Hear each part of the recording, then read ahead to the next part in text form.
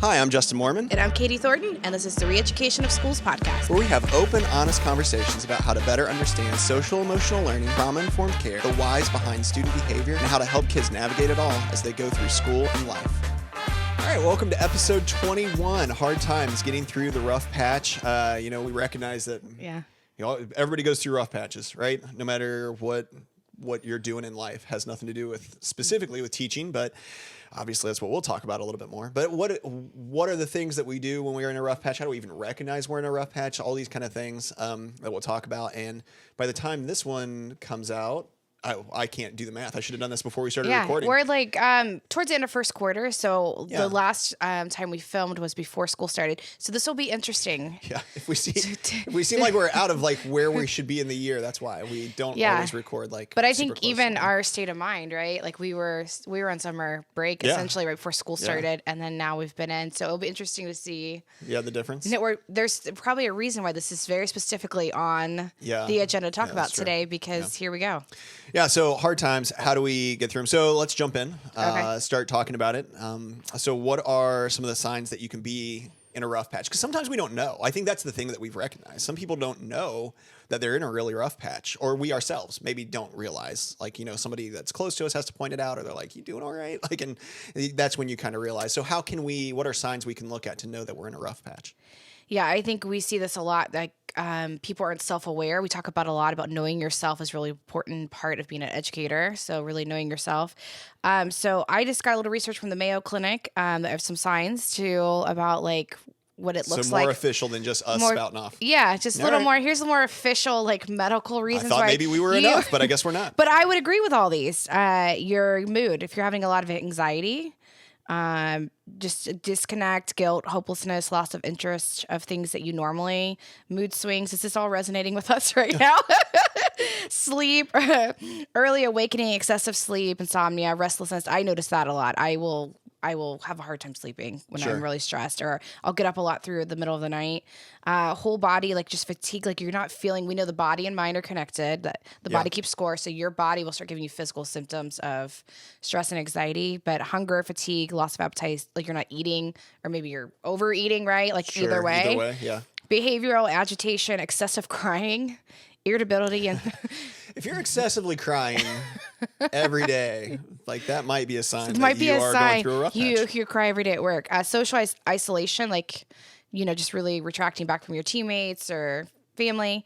And then the lack, like your cognitive part, right? Lack of concentration, slowness, and thoughts of, it could be thoughts even like suicide or quitting your job, right? Like just some pretty extreme or intense. Yeah. Obviously one of those way more intense than the other. I mean, I kind of looked up, I made fun of you for looking up the clinic stuff, but like, I mean, I basically did the same thing. I wasn't going to cite mine and pretend like it was my own, I guess. I didn't write down where I got it from. Google told me that, it's a lot of the same things, right? I think the loss of joy was one that stuck out to me though, when I was looking, or, again, like I think some of those things that we talk about with dysregulation, which shouldn't be surprising, right? But like things like worsening physical symptoms like heart rate or dizziness, gut issues, right? Stuff that we say is, you said it already, but like that the body keeps score, right? How is our body reacting? Tense muscles, right? You might like be at home and you're like, man, like I'm so tensed up, but maybe your neck's cracking crazy, right? Yeah. But like, why is it that that's the case? It's not like I've been working out real hard. Not like I've been doing a lot of crazy like construction work at my house. Like why am I so tensed up? Well, I mean, you have the buildup of all that stress is it within your body. So you got to pay attention to that. You got to be in tune with how you are when you're doing great, and that helps you know how you are feeling, or when you're not feeling that way, that maybe you're not doing so great. Yeah, really listening to that interoception is what we call it, right? Look at that. Yeah, I'm coming through for us today with vocabulary. Interoception is really understanding your body and what sensations and stuff are communicating. Your body's communicating to you. So you'll start knowing yourself, like where you feel when you're anxious. You'll start feeling maybe some tingliness in your arm and your chest. We talk this a lot about with kids. Yeah. That's why when we transfer it over to like kid language, we talk about body mapping and those kind of things to start getting ahead of noticing the sensations in your body so you can start being proactive. Yeah. Yeah, it actually can seem like maybe a very kid-like thing to do. But I think like if that's something that, if you realize you're in a tough patch, rough patch, or even if you don't, I think it's something that's worthwhile. I think it's a lot of adults. We never did that as kids. And so I think going through that process can be helpful, to kind of recognize or even talk it through. You don't have to actually sit down and map it out on your body. I think there's usefulness in that. I'll own right now, though, because here's what happens. We do the podcast, and then my wife will listen to the podcast, and she'll be like, you said this, but you've never. And so I will own right now, I have never sat down and done a body map. But I have talked through the same kind of concept with people before to be like, oh, this is kind of the stuff that happens. So whether it's talking through it, whether it's actually sitting down and doing it, I mean, it probably depends, again, on your personality and what you find the most useful. I find myself being more aware, maybe not even just doing the body map as an adult, but I am more aware of when I start losing sleep. Yeah. That I've been more aware of my dysregulation and even like really addressing it like ahead of time or knowing that about myself. The anxiety piece, I feel like just sometimes anxiety and stress, just like some sensations in your arms. I get when you start feeling anxiety coming on. You talk about it a lot for your arms. Yeah, I mean, you've referenced it. I've noted that. In presentations and stuff I've done. Yeah, I do. I feel it. I'll feel like shooting pains up in my arms and I'll be like, oh, I'm really anxious about this and I didn't realize that. So I think those are good things to start thinking about. If you're not yourself or not feeling great every day, then we can talk a little bit through like what does that look like and what can you do now? Yeah, for myself, like I even just yesterday, the last couple of days, really a lot this week because I was kind of short staff a couple of days, and then also we had a lot of subs in the building and whatever. But like I'll text and I'll be like, I'll let Melissa know, my wife, who's now a part of this podcast because I said her name. Hey. What up, Melissa? But I'll say like, hey, I feel like I'm on high alert today. Like I feel like I'm constantly on high alert. Yeah. Like I know that, because I'm trying to be so proactive or so ready for anything that's going to happen that I'm really like hyper paying attention to stuff. And then like I'll feel that more. We were kind of talking about before we started recording, but like in my like back, shoulders, neck, things like that. I also like super recognize it in my chest, like more of like a, I don't know if it's an increased heart rate, but like I can feel it more. Like it's not like a tightness or anything, but more of like a ready for something to happen kind of feeling, And I would say probably our personality types too, just knowing each other well. Yeah. Like you run on only so much energy, right, throughout the day. Sure. So on days like that, your battery's running down way faster. Yeah, and that's when you'll recognize like, oh, you're probably way quieter. I'm out less. I actually had a custodian at our school. He's like, man, I haven't seen you much this week. He recognized, which I thought was interesting. And I was like, when things are running real high, I was like, I tend to like pull back. I was like, I'll be back out. He kind of laughed, but you'll see me again it's one interesting. Day. I mean, people notice it. So I think that's the other thing too. This isn't what I wasn't planning on talking about this, but like, I think a sign that you're in a rough patch is if people are saying stuff like that to you, right? I wouldn't necessarily say I was in a rough patch, but like to be able to say like, hey, like clearly you're not like just running like normal. This isn't a normal week for you. People are identifying that to me, right? Custodian's saying something to me. Like, I shouldn't take that as like your spouse is saying something to you. Like, you shouldn't take that necessarily as like being offended or upset or whatever, but more of a cue for yourself to be like, hey, maybe I should look internally a little bit and see, how am I doing? Yeah. And I would say if you're normally a person that's pretty funny or like the life of like the building, it's just this is I'm just kidding. Or life of the building, or just usually, and then when you get really quiet, right, that you're just not laughing as much anymore, or like seeking out that social connection piece. I think that's good to know that about yourself. That if that's usually generally your personality type to do that, and you're all of a sudden it's just stressing on all the stuff all the time, might be in a rough patch. Yeah. All right, so how can we intentionally get out of a rough patch? Like, what are things that we can try to actually do? Yeah, I think this is the part of once you know yourself well, I think prioritizing time with somebody that co-regulates you. So we talk about hyper arousal, right? I run there a lot. Yeah.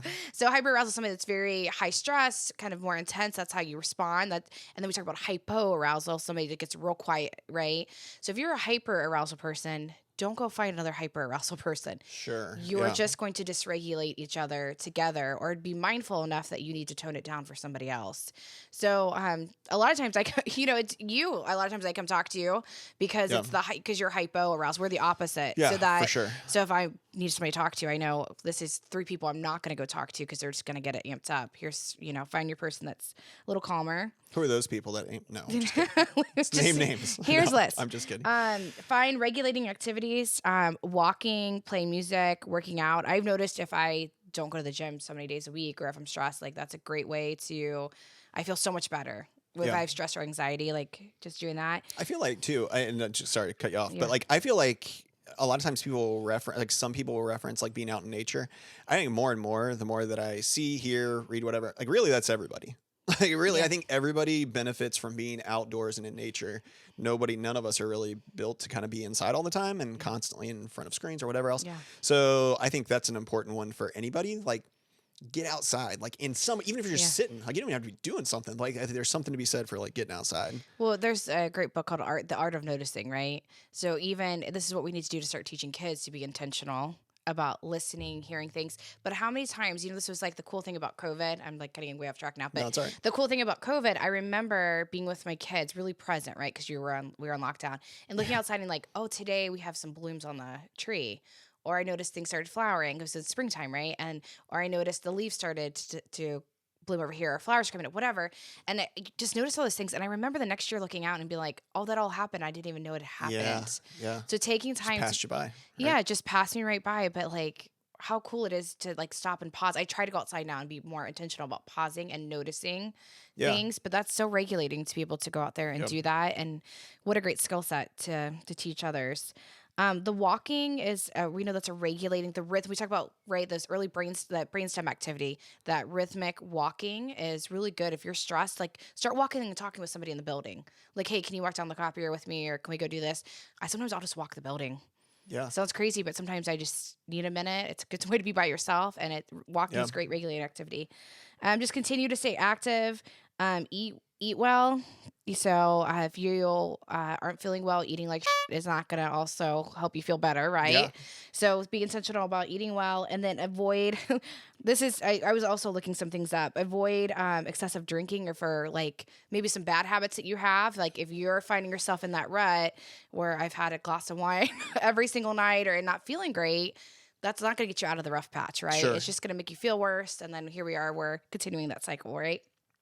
Journaling and goal setting. I think, to get some things off your mind, sometimes I'll write it down in a journal just to kind of get, do you feel like you're expressing yourself and getting those thoughts and ideas out? And then I also was thinking about like the mirror neurons, about surrounding yourself with people that provide that positive energy. So kind of thinking about if you're hanging out with people that constantly are in that toxic, negative space, notice that and go find, like, put yourself in a different circle. Maybe it's a time just to pull back. It's not that we're not going to be friends with people or not hang out with those colleagues, but be noticing that the mirror neuron thing is a real thing, and that I might need to surround myself with a different group of people right now because I'm not in a good spot to be in that spot. Yeah, until like you're in a good spot. Yeah, and then you can help other people. But like I think there is something to be said for not jumping in and being like, let's all just be dysregulated together. Like that gets tough real quick. It becomes toxic almost, right? And then ask for help from colleagues or administration for time and resources. If you're like overwhelmed, go talk to somebody about it. Like, what can I do? Yeah. Can my administrator give me some more release time? Can I get a duty covered for me?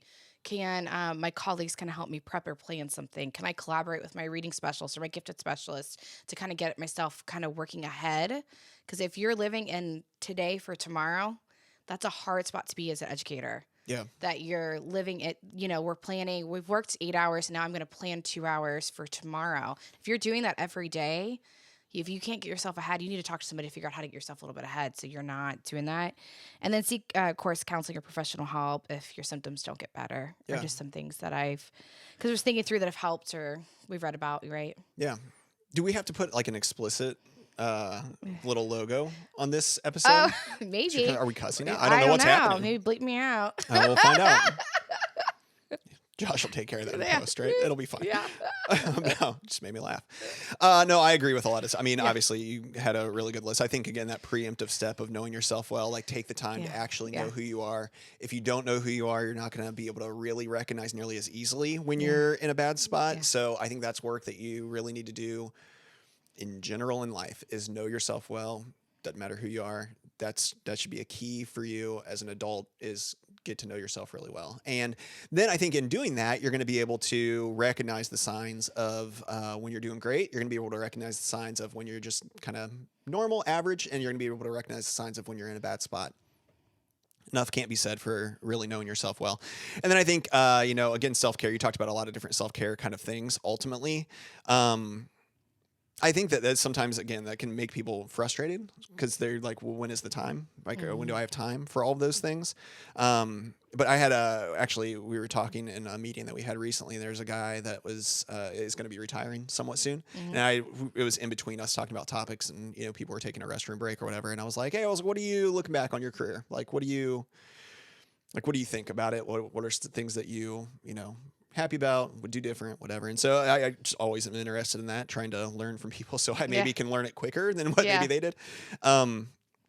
Sometimes that works, sometimes it doesn't. But he was talking about when he was younger, like how he never, his wife was able to stay home. So, and it resonated with me somewhat because I'm in a very similar situation. So he was saying like how whenever the kids were sick, again, I say this stuff and then Melissa's going to come back and say so, which is great.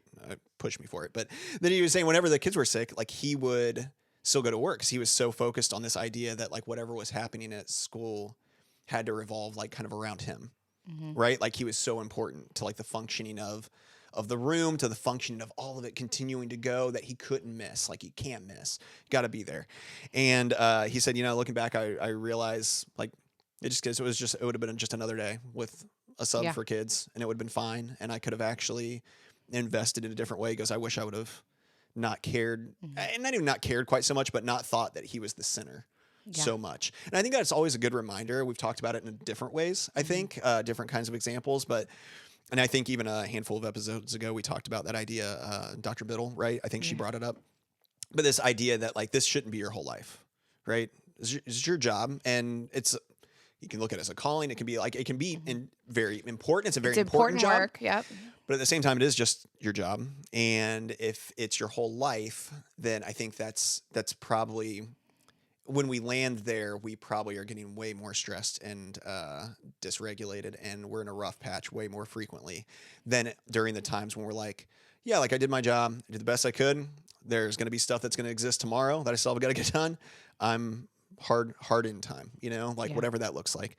So I just thought that was an interesting one. I thought I didn't ask him if I could pass that on, but I did pass it on. You know what, because I was with that conversation, and my daughter we had a medical thing that happened last week, and I needed to be home. Yeah. But I didn't think twice because of that. Yeah, because of that I conversation. just sent that person a thank you email because I was like, I didn't think twice about my decision to be home with her, and everything was handled. Yeah. Like the building didn't burn down. Yeah, stuff will work out. Kids were safe. Everybody had an education that day, and I was able to. And I think it was the universe's way of like, you slow down. You know what I mean? It's good, but like I had to. It was like permission to do it. Yeah. Just good. Yeah, and I've continually tried to get a little better. I'm not like, it's not like I'm taking tons of days off, but I've got one coming up, right? Like for not really any major reason, but besides like, hey, I knew my kids were going to be off, and I'm taking a personal day. Different district, and I'm like, hey, I'm going to take this day off. I think it's good time for me to do it, and let's do it. So yeah, I think that's important to kind of remember that perspective. And then I think be careful, like when you're resting, and there's a whole episode on this, so I'm not going to get deep into it, but episode 12, we talk about this. Hey, when you rest in a way that's actually restful. Don't just rest in a way that is disassociating or completely checking out or whatever, or like, hey, I took a day off and then I spent the whole day trying to catch up on paperwork or whatever, like that does nothing for you. Like all that did was, maybe you caught up on paperwork. Hey, good for you. But like, you also can't count that as a day off necessarily, right? Like it wasn't a day working from home. Yeah. Yep. So I think keep that in mind. Okay. So we have other people that are also going through rough patches sometimes that we see, colleagues, right? Maybe they're people on our team, maybe they're people that aren't on our team and they're just in the building and we recognize, man, it looks like they're in a rough spot. What are things we can do to support them through this spot? I think you're better at this than I am, so I should I should let you do the list. But I really think listen. Don't listen to solve. Listen to just hear, which I have a harder time with because I'm my personality type. Yeah, you're a doer. Problem. I'm a doer. Oh, here's the solution. I'll fix it. Sometimes it's not about fixing. Somebody just wants somebody to listen and say, you know what, you're right. Acknowledge. Same thing we do with kids to just do, as we're trying to regulate kids, listen, acknowledge that mirroring conversation back to them. I think you talk about this a lot, but sympathy versus empathy. Just don't get in the quicksand with somebody. Yeah. It's good to feel compassion for them and but you don't have to get in the problem with them, which I also have a hard time with because I want to solve or fix, or I'll just go do for. Sure. But now I have issues. Now I'm taking on the problem. Now we have a bunch of people with problems, right? I'm really struggling with that this year too. Like personally, like just trying to figure out like how can I support somebody without doing for somebody, and that's a hard spot to be That can in. be tough in your position too. It is at times, right? To juggle that. Yeah, it's different. I'll just come take care of it, but I didn't really solve. I've just triaged. Yeah, sure. Right, triaged was what I did. Follow up, knowing somebody's like that. Follow up. I think it's always like when I'm in a rough spot, someone follows up with a text message or stops by and say, "Hey, is today going any better? Are you doing okay?" Or following up like, how's this been, or whatever. So it's like follow up with the people that you acknowledge that they're in a rough patch. Provide resources and support. So whatever that looks like for the issue that's going on when you're in a rough patch, but and maybe it could be I have this great counselor you need to go talk to if it's like a bigger life thing. Like you don't have to be the counselor, like, but I have somebody I talk to here, so you might want to consider that. But it could even be professional resources, right? Like I hear you're really struggling with this tier 1 thing. Here's something that I've used that might be helpful to help problem solve with people, but without owning it, right? You can provide those resources and then read the room, see who you can protect someone from.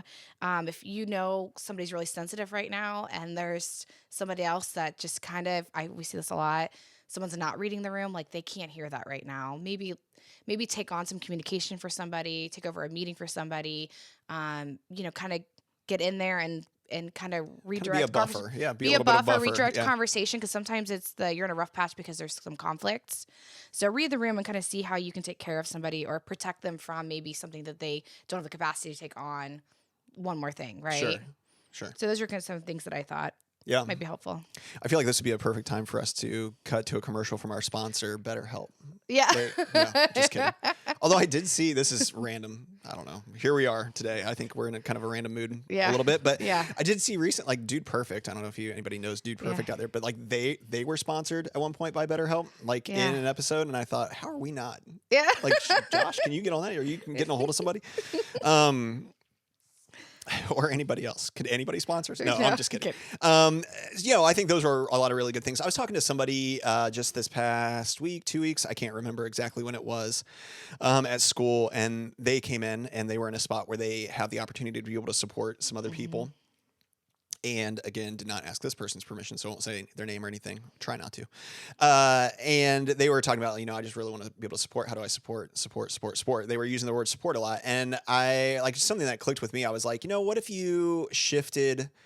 Because I feel like support comes with like this idea of doing, right? There's like some kind of doing that feels like it's connected to support. I said, what if you switched it in your mind from support to how could I help this person regulate? Instead of how can I support this person? How can I help this person regulate right now? Because that's really what they were talking about is like, hey, there's a lot of like dysregulation with whoever right now. And they were like, I want to support him. I want to support him. And I'm like, well, okay, well, what if you change that? And I think sometimes that's like a little shift. I think, was that one of the Chris Voss videos we use, right? Yeah. He talks about like that 5 millimeter shift in thinking. I think this is like one of those where it's just a minor shift in how we think about it. But I think sometimes that can make a big difference to us, like individually as the person trying to help somebody. Like all of a sudden, I don't have to do something to help them. I can just, to your point, like I can be there, I can listen, I can be a calming presence that's around them, but I also am giving myself permission or not giving myself the burden of feeling like I have to do something to solve it. And I think a lot of teachers are doers. They like to do things and like they solve problems, right? It's kind of what we're doing all day long. All the time. And I think if we can shift ourselves a little bit into that idea of like, well, how can I help this person be more regulated? How can I co-regulate with this person? That sometimes can make a big difference. And I think it's just that little shift that can be the difference. Obviously, all the stuff you said, I think you jump in with all that. There's a lot of things we can actually do to help. But I think sometimes people aren't necessarily even looking for us to do. Sometimes people just need us to be. And in a school setting, I think staff-wise, there's a lot of times that there aren't that many people that are just letting people be with them and regulate. Yeah. And I would say more times than not, they just need you to be. Yeah. I just need somebody to listen. Yeah. I just want to get this off my chest. I just share my problem. I want somebody to listen and acknowledge it. Yeah. I would say, so I agree with you. I think you lean more as that's your first thing you need to do. Yeah, sure. And it perseverates. Like we're talking to this person a lot about this, then we start getting into some more solution oriented. Like, let me help you get out of the spot now. Yeah. You can always start doing so. It's not like you never do stuff for people or help people do something or game plan with somebody. It's not like you never do those things. But I think if that's always what we're doing, and then we were like, well, this isn't helping. Yeah. Like, then I think maybe that's the shift. Maybe we realize, hey, there isn't necessarily a solution. Sometimes there's not a solution, right? Sometimes it's just we have to help somebody feel better about the situation that exists. And I think sometimes that's hard for us to do. But I think that's an important thing. And I think that makes a big difference in people's lives and how they feel about work. And I think it gives them perspective too. Yeah. Hopefully. Culture and climate. Yeah. All right. So what impacts does all this have on our students in classrooms?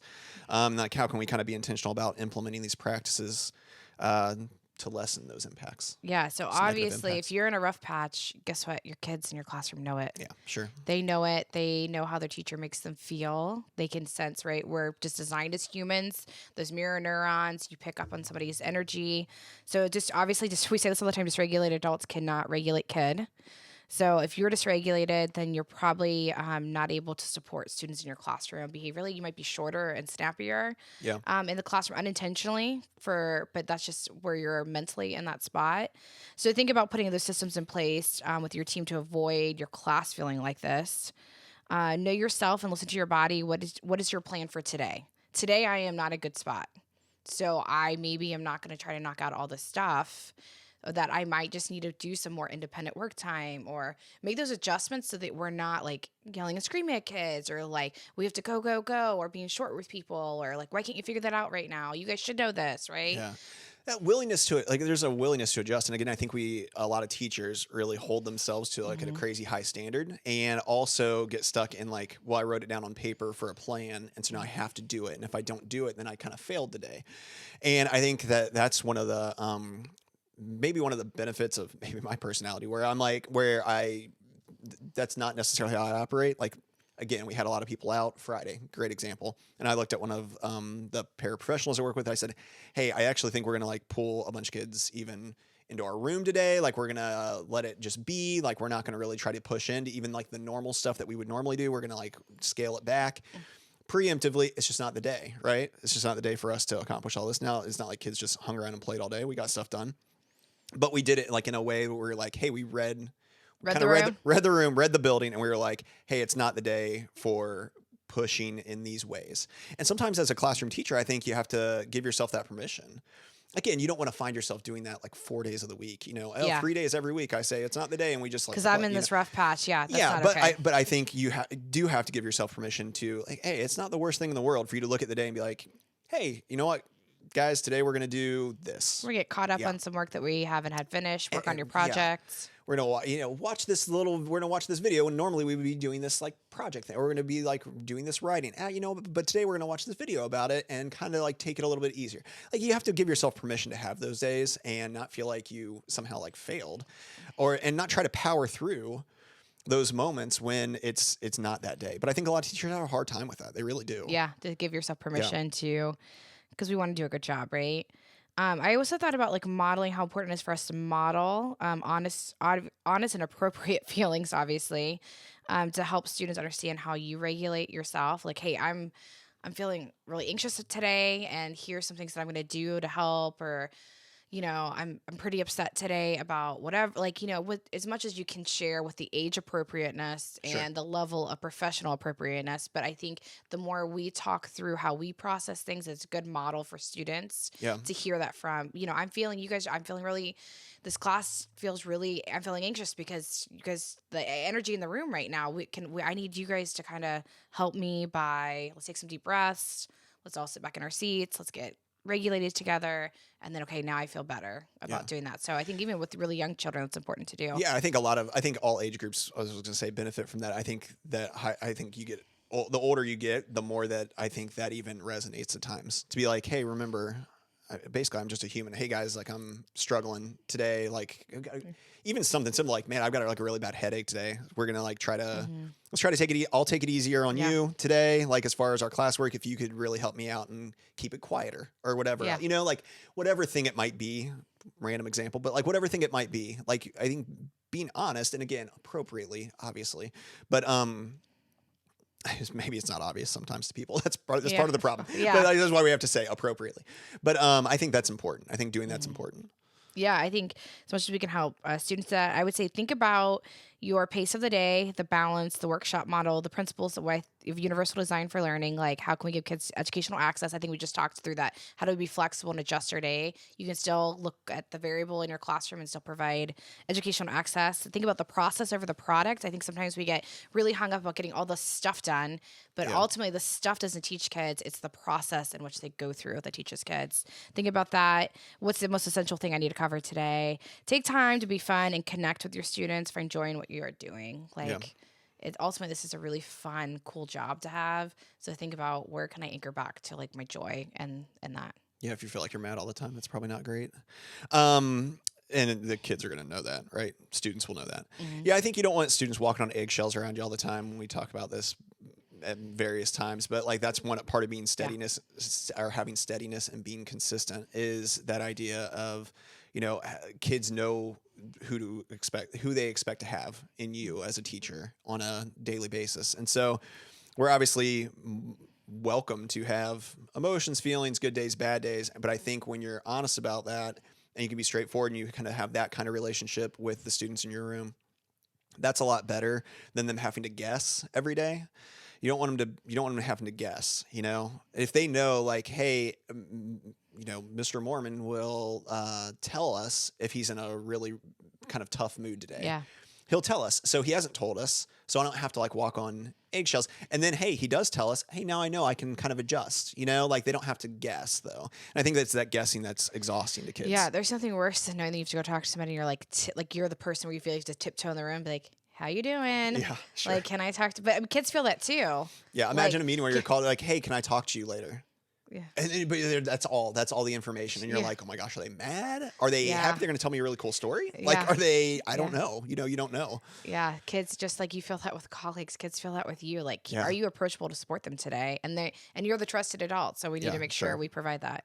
Yeah. As far as kind of practices and stuff go, I think, again, taking care of yourself is wildly important. And then try not to live in like those valleys and mountaintops. Sometimes we can like swing wildly. I think sometimes we can understand that living like in valleys, like in those way down low spots, isn't great. I think also, like, I'm a big proponent of steadiness, and I think that even sometimes we get in those really high spots where like everything's like super great, it's the best, like this is going so well, and I'm like, man, you're really setting yourself up. I always think would be to crash back down. Like, you are setting yourself up for, even when it gets back to average, which is fine, they're going to be like, well, it's not like it was, it's not like it was 2 weeks ago when everything was super, super great and my whole thing.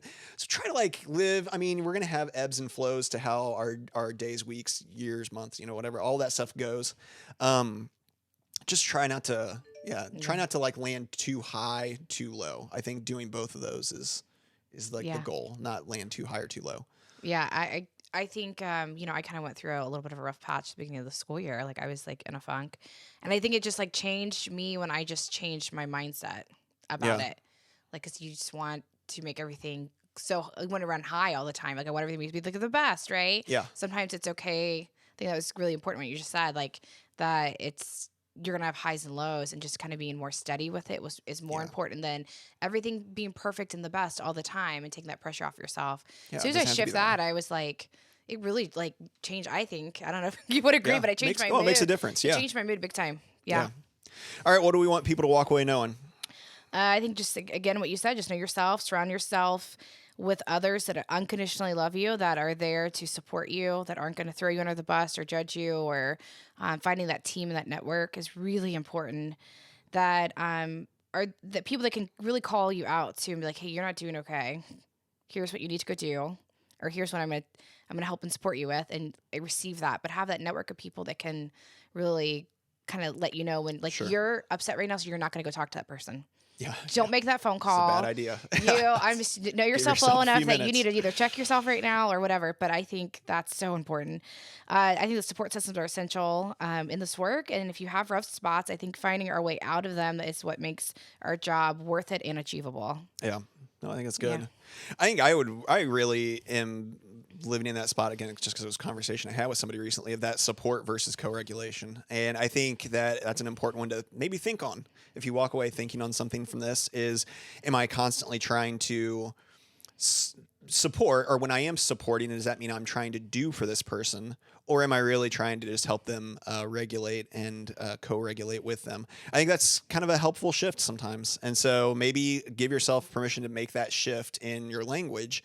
And I think that could be helpful. And then again, know yourself well. We say this all the time. People probably get tired of it, but that's all right. Nobody's making you listen to this. You can stop listening whenever you want. But yeah, the absolute best way to get out of a rough patch or keep yourself from getting into the rough patch in the first place is to know yourself well. And I think that's important. We talk about kids being dysregulated at school, right? And so our how we function is we need to have a plan.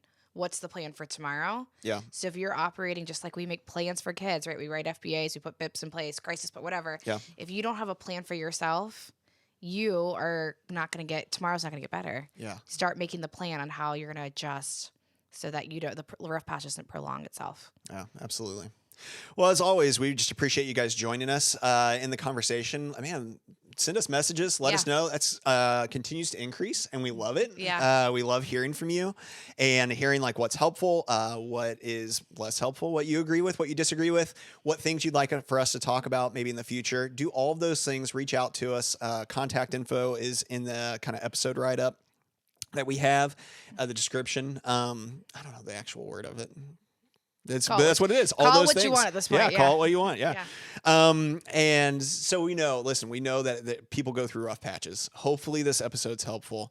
Don't let yourself just sit there and be in it. Like do something to help yourself and to, whether that's relying on others, talking to somebody, getting outside, all the things.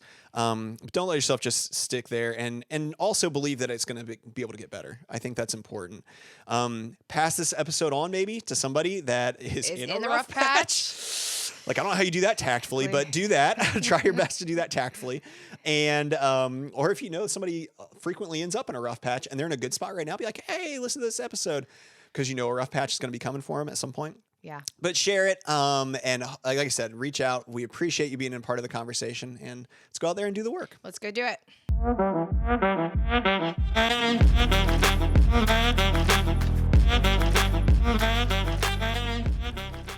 Hey, everybody. Let's keep the conversation going. Like and subscribe below and keep the comments rolling.